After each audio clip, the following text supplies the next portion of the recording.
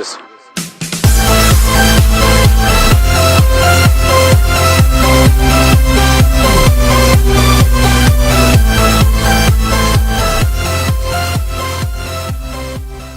Well, hello everypony, and welcome to the Pony Talk Podcast, episode 17, guys. Woo! Alright, so, we actually got a pretty interesting topic here, and before we actually go into more, I will introduce myself. I am your lovely host, Dashi101, as always, guys, and I'm not joined by anyone today, no.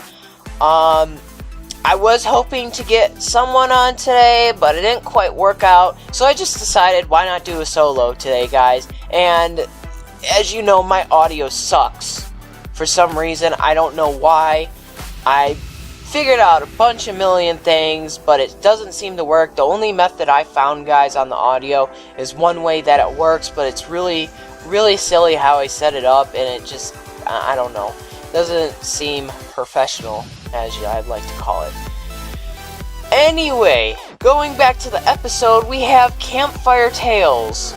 And as I mentioned before, episode 16. Now, I am looking at something guys. I have a reference with me, so that way I don't forget stuff, because as you all know, when I'm discussing these podcasts, I like to mess up a lot of stuff, so we're going to base off reference this time.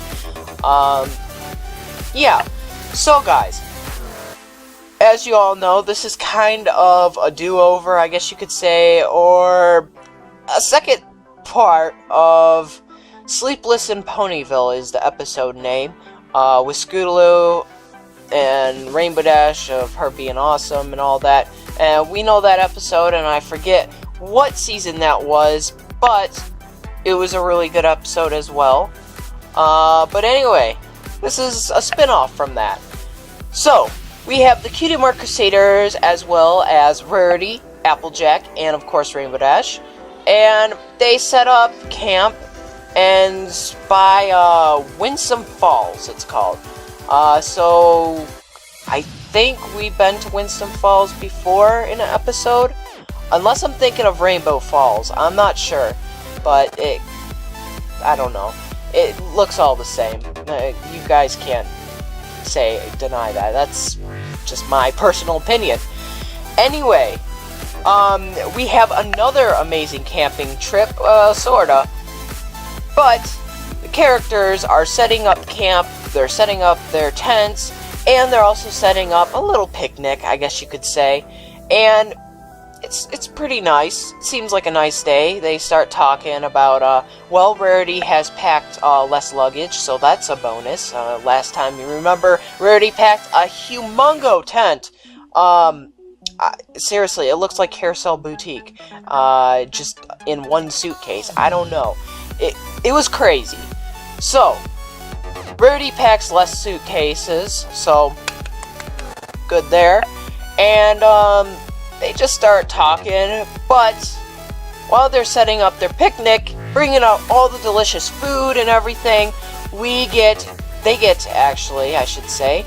invaded by the Flighters. Now, the Flighters are these spider fly things. I don't know what the heck, and I'm so glad. I hope they don't exist. I'm pretty sure they don't, or something like it.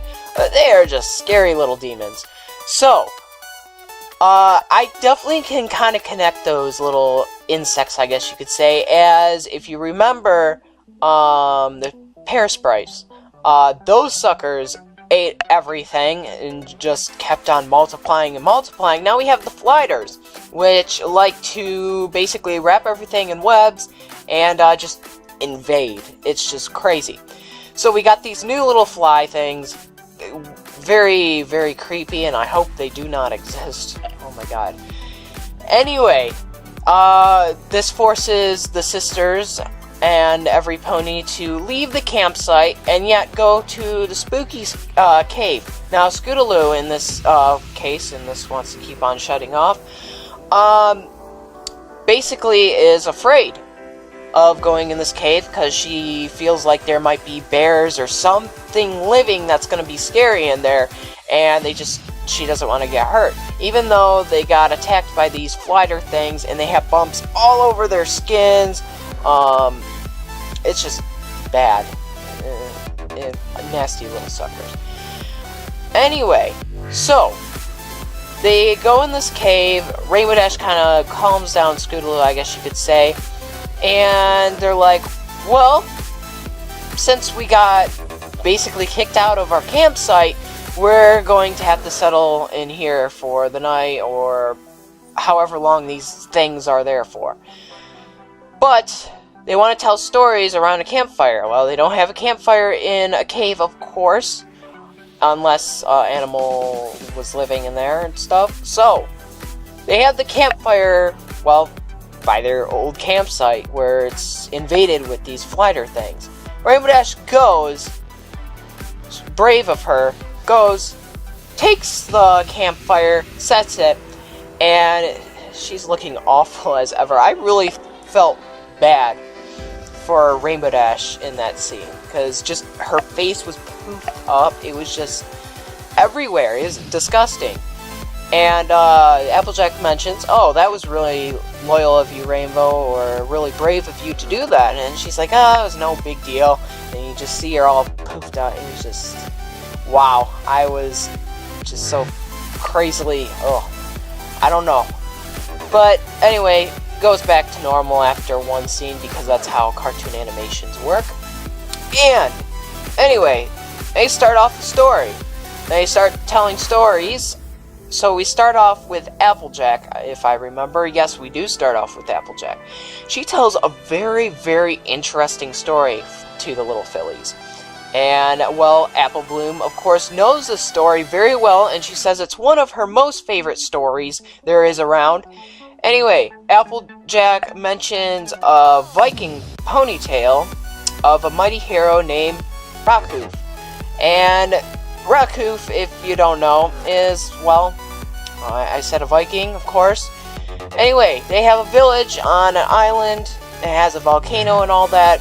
And Rockhoof wasn't really the strongest pony there was around. And basically, he kind of got teased and stuff by it. And he kind of wanted to, like, show them, oh, I'm strong. I can manage to do this stuff. But, poor little Rockhoof, it didn't seem like he could do really anything. Until one day, the volcano actually erupted, and it was going to basically, well, destroy the town, kind of like Pompeii. Maybe a little too soon on there. But it kind of is based off that story. Anyway, we have Rockhoof looking down while this lava is just streaming down, coming to the village. The village ponies did not want to leave, even though the other Viking ponies, the brave ones, were on a boat and actually left the island. The villagers did not want to leave. They worked so hard on the village, why leave? So, Rockhoof decides something very crazy, but he does not take the word impossible, as I believe Applejack mentioned, because the ponies start talking. Oh, so Rockhoof is going to save the village and all this. This is going to be interesting. What does he do? Well, he decides to dig a trench. Now, this is where the ponies definitely question and start answering, or no, question, not answer. Start saying, well, that's physically impossible. Rockhoof is this little, not too strong pony. You would need multiple ponies to dig a huge trench around the village. Well, this is where the beauty of magic comes in.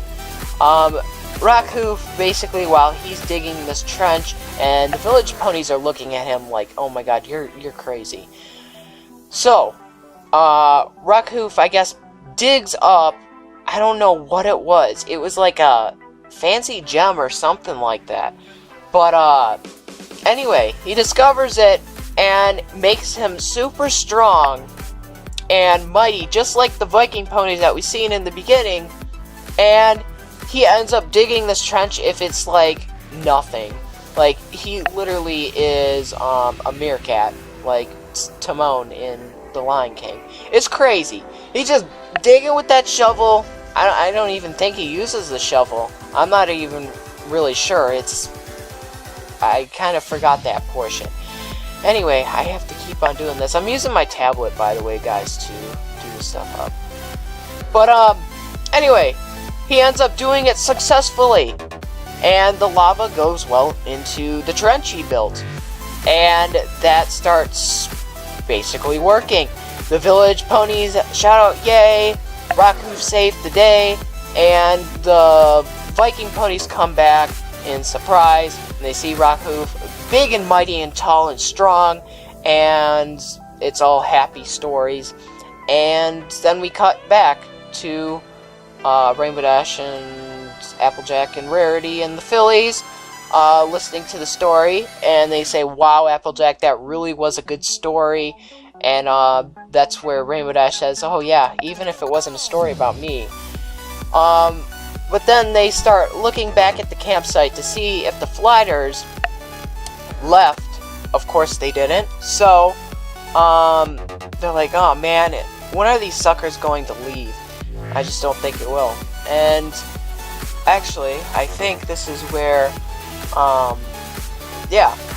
Rarity starts going on, and then tells her story, her magnificent story. And, of course, Applejack and Rainbow Dash are kind of looking at her like, this is going to be another beauty story, isn't it?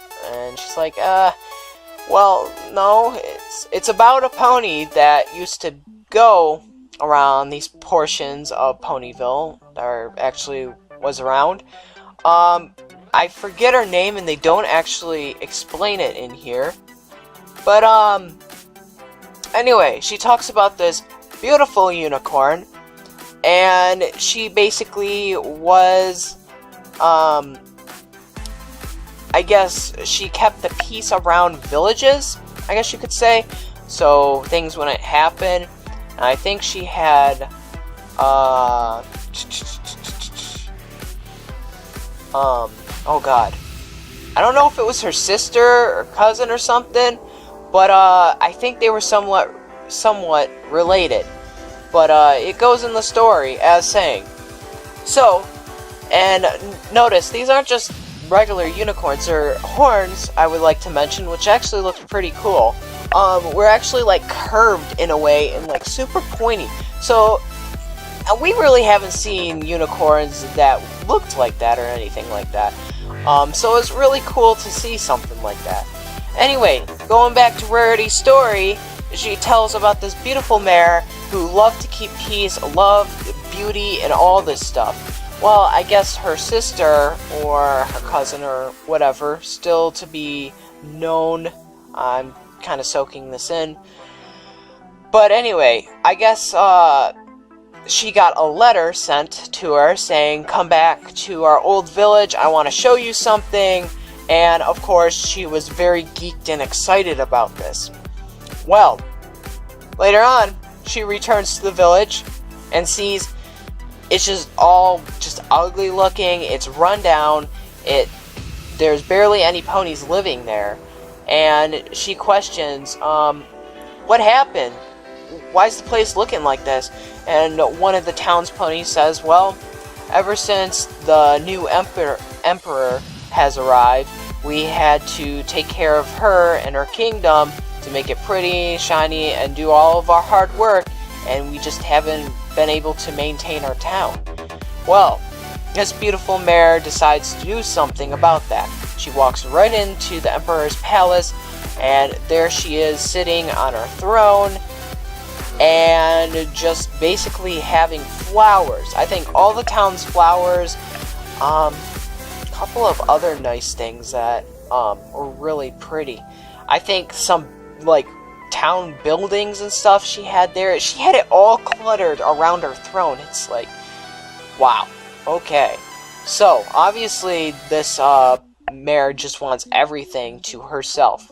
No sharing or anything like that. Well, this one mare does something about that. She says, I'm going to put a stop to this, and she kind of laughs and says, oh, really? You're going to do that? And how are you going to do so? And she's like, I used to be beautiful like you, but then when I did a beauty spell, it turned me into this. And I forget what they call those things that girls wear over their face to, I guess, block or prevent anything from, making it look bad, I guess. I don't know. But anyway, she puts that up and sees that she's old looking and kind of squishy faced and all that. But anyway, she's like, oh. And this is where the sister fights, or the other mare, the greedy mare, I guess you could say, starts fighting with this other mare that's very beautiful and all that. But they go into a little fight and start battling until I guess the beautiful mare hits the greedy sister, I guess you could say. I don't know, guys. Please don't do anything. If I get this wrong, just bear with me here. Takes her down, and she's like, you gotta stop this. This is not right. So she decides to beauty not just her, the whole entire village, and ends up making the village great again. Not quoting Donald Trump in any means or anything like that, but it's beautiful. It looks amazing, but she uses all her power, just crazy amount of it, and she starts turning kind of like what the greedy mare kind of turned into, even though she's beautiful now. And she's like, you did this all for me, and the way I treated you. And she's like, I just wanted to show you that it's not right to just do all this stuff, you know? You gotta share things and be kind to the townsfolk. They have lives too, you know?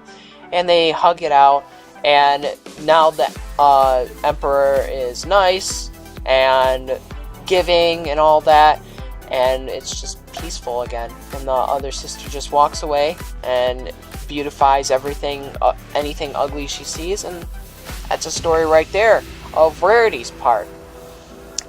And I did kind of forget to mention when they're fighting and stuff, and she starts beautifying everything. This is where the fillies are saying, "Oh, how did she do this stuff like that?" And then Rarity goes on with the story, says, "Hold on, dears. This is what happens next. So, just listen." But now, going back to the Flighters, they check on the campsite once again. The Flighters are still there, but guess what? It's just completely destroyed. The campsite is completely destroyed now, and they are now approaching the cave where the ponies are. And they're like, oh no, they're coming this way. And they're like, why are they coming this way?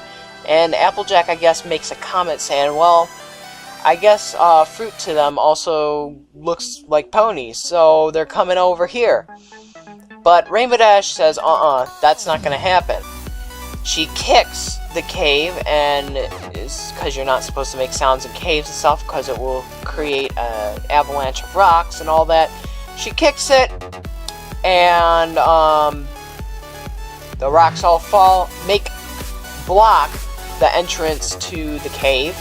So now they can't get out into the campsite. The Flighters can't get in. But this is where Scootaloo really freaks out. She's like, oh my god, Rainbow, you blocked the entrance. Now how are we supposed to get out of here? We're going to be in this cave and stuff, and we'll have to go deeper in the cave. And she starts freaking out. And this is where Rainbow's like, calm down. She's like, I know what will make this better. Another story. And Scootaloo's like, what, are you crazy? And Rainbow Dash says, come on, Scootaloo, you'll really enjoy this. And this is where Applejack then goes, oh, Rainbow, is it about you? And she's like, likely. She's like, no, but it's a very interesting tale about another brave pony just like her. Flash Magnus is name. And Rainbow tells her story about this ancient Pegasus hero. So, she tells about the story of Flash, not Flash Sentry, as I said, Flash Magnus. And he was in with a group of other royal Pegasi just like him. and I guess they were supposed to defend and keep things away from the brave, spooky dragons and all that. And then the one leader, which I forget what his name was, oh my god. It doesn't really give you the names in here, but he tells them to, I guess, attack the dragons because they're coming their way, and they do so. Well, the dragons actually split the ponies up, and a couple of the dragons take away 2 of their guards and fly away in the cave. Now Flash is over here going to make a comeback and try to rescue them from the dragons, but he is immediately pulled away and told, you can't go back, they're doomed, you can't go back. And Flash is like, no, I'm not taking that for an answer. We gotta go in there and do something about it. I'm willing to do this. And he's like, are you sure? He's like, this is a mighty risky thing you're doing. He's like, absolutely. And he's like, well, guess what? You're not alone. We'll have our other ponies, or our other guards take over too. So you aren't alone. And then he hands him a shield. Hands Flash a shield that is, I guess, fireproof in a sense, and it's been throughout many generations from the Pegasi. And he is given the shield, and he's given a nod, and he flies in there to go distract the dragons. Now he does tell them, saying, now we might not be able to just go in there and rescue them, but one thing we can do with dragons is outsmart them, play the cards. So Flash goes in there and distracts the dragons with the shield, while the other guards and all that go in the cave while the dragons are following him and rescue, well, the captured men. So now Flash is in the sky with the dragons still, and they are looking at him in the sky, just fighting off these dragons. But then he goes into a giant storm cloud, which basically ends up defeating the dragons. It shocks them and all that, and unfortunately Flash was in there too. The dragons are left defeated. They go back home, fly back home to their cave, and Flash comes out looking bad as ever because he's shocked and all that, burnt everywhere. And they start cheering, saying, wow, you're brave, thank you, this is amazing. And then that's where it cuts off from that. Rainbow Dash is done with her story now, which I really did enjoy that story too. I really did enjoy Rarity's story. I personally think all these stories were really good. Now Rainbow Dash goes to Scootaloo and says, what do you think about that story? And Scootaloo's like, actually, that was the best story ever. And Rainbow Dash is, of course, happy to hear that. And while they're talking about that, Applejack's like, hey, every pony, listen. They don't hear a sound. And that's where where Sweetie Belle's like, I don't hear anything. And Applejack says, exactly. The flighters must be gone. So Applejack goes over to the barricaded doorway where Rainbow Dash knocked all the rocks down to barricade the flighters from coming into the cave and hurting the ponies, of course. Well, unfortunately, that did not work out, so they have to find a new entrance. And the only way out is going all the way through the cave, which Scootaloo is not happy at all. She's very scared. She's like, I can't do this. There's got to be another way. And they're like, well, there isn't. We got to make it through this cave. No matter what's in there, we can do this. And Rainbow Dash then goes on, just like the story, Scootaloo. Be brave, confident, just like me. And Flash. So Scootaloo's like, okay. And hops on Rainbow Dash's back. And they go through the cave. And then this is when they discover a little stream flowing through it. And they're like, oh, where there's water, there's a way out. So they follow that stream. Actually, they jump into the stream, go down it, and well, they're on the outside. And they found a shortcut to Winston Falls. I believe it's Winston Falls. Yes, Winston Falls. So, they're like, wow, we actually found a shortcut going away we did not want to go. So, the ponies then say, well, we're here, so I guess we should head home. Well, at least the Rainbow Dash, Rarity, and Applejack says, well, girls, I guess we should go home. That's our campsite. Our campsite's gone. It's destroyed. This has just been a horrible camp out. We're sorry. And then the girls look at each other and are like, are you kidding? This was the best camp out ever. And the other ponies are very confused. They're like, huh? How? They're like, well, all those amazing stories that you told really inspired us to do more. I mean, like, look it. We could set up camp over here. You know, we could do this over here. And they start looking at each other and they're like, wow. Do you really think this has been a really amazing camp out and you want to stay? And they're like, absolutely. So they laugh it off and go on their way, leaving back their old campsite. It's abandoned now, for some other pony to discover it, or mares, or I don't know. Alrighty. So, what do I think about this episode?